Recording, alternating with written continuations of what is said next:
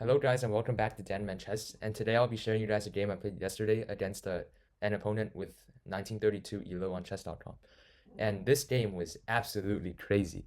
So without further ado, let's get started.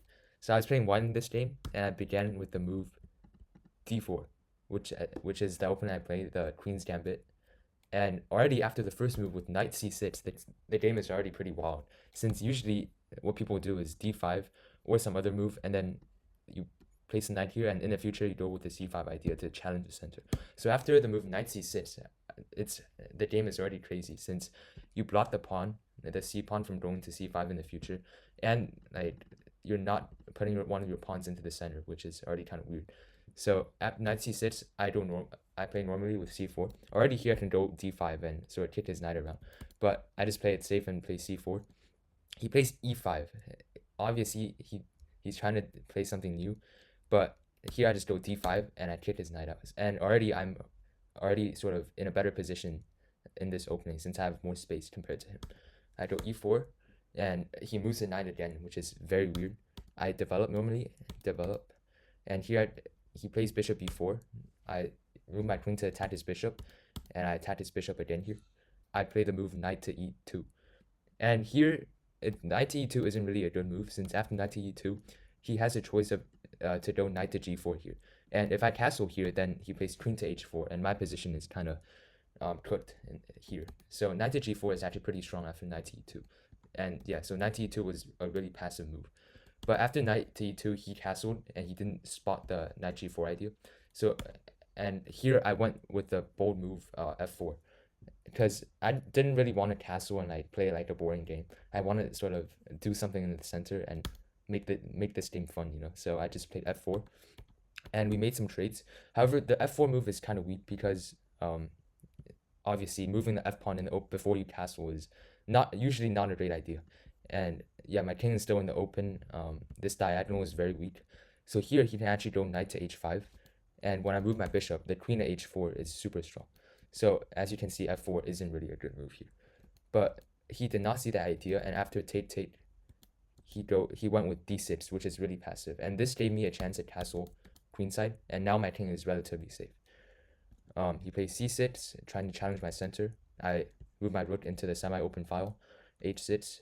And here I played the move bishop to b1. The idea of this move is I want to place my queen on the c2 square, so I get like this diagonal towards his king, so I can launch an kingside attack. And here he moves, develops his bishop.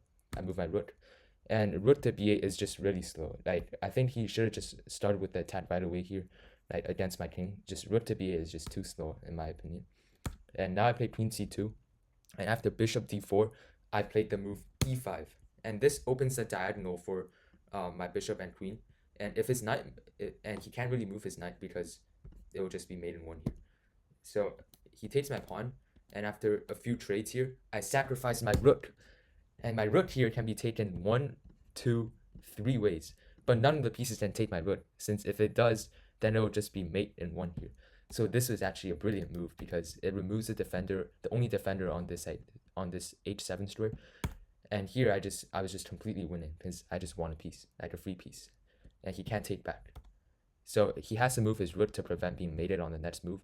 And g6 here also doesn't work because I just sacrificed my rook, and it will just be too strong. My pieces are just too coordinated in this position.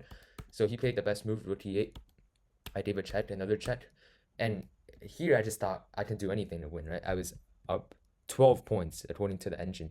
Yeah, so here I just thought for a while and decided anything can win. And so the best move here is actually to take the pawn on g7, since after that he can't really do anything.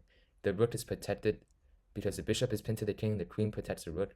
So, and I'm threatening to take this bishop on the next move and this bishop on the next move. So basically his position is collapsing. And for example, if he plays king d7, because if he doesn't, then it'll be mate here. Both his bishops are hanging, as I said before. So he has to play king d7.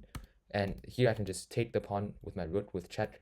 He can't take my queen because it's check. And after he plays king c8, for example, then I take this bishop, and it'll just be mate. So anything in this position would have won, actually, if I played the correct move, which is queen takes g7. But instead, I didn't see that his king can actually take his rook. So for some reason, I just thought the bishop is the only piece that can take my rook. So I just took the bishop with check. And yeah, this allowed him to take my rook, and now my attack is completely gone. However, there is a move here that can actually save me. Knight to e4 here is a really strong move because it looks like I've just blundered my rook.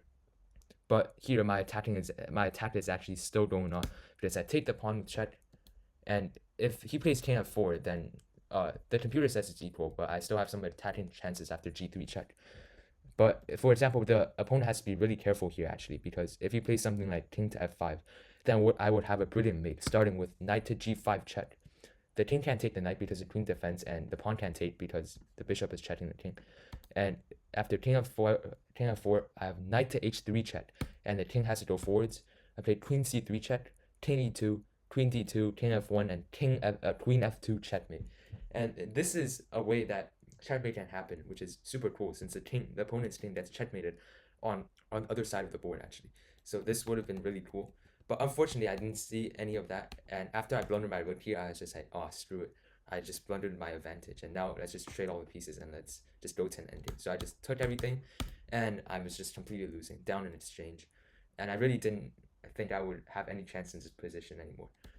After we traded pawns, we just shuffled our pieces around. I tried to push my pawns over here, trying to get a pass pawn, so maybe I can have some counterplay, but it's just out of desperation at this point. And he moves his king up, which is very good technique from him.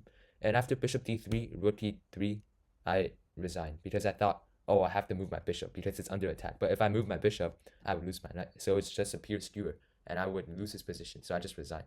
However, after I pulled out the engine, I almost killed myself because I had this knight to e2 idea, checking the king, and the king has to move back, which means, oh wait, if the king moves back, then he would just lose a rook, and I would actually win the game. So he actually has to take the knight, and in this position, the game is actually drawn.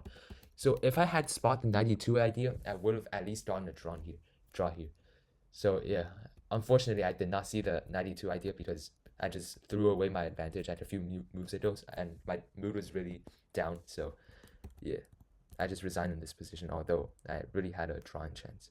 Yeah. So thanks for watching, guys, and I'll see you guys in the next video.